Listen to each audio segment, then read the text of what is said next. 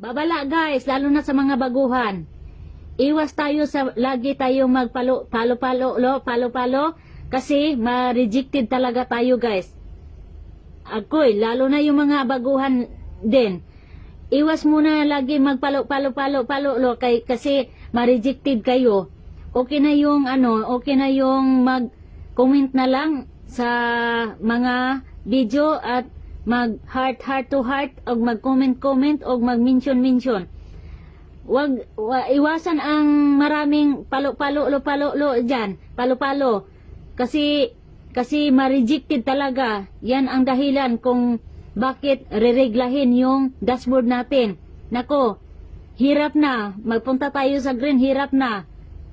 Sa updo sa ahas yung kukunin natin para maging green yung dashboard natin. So, babala yan. Ingat sa mga lagi magpalo dyan. Okay? Hinay-hinay lang sa palo ha. Para hindi tayo ma-rejected. Ako, hindi muna ako makapalo kasi na-rejected ako. So, sorry yun kaayo sa ngatanan.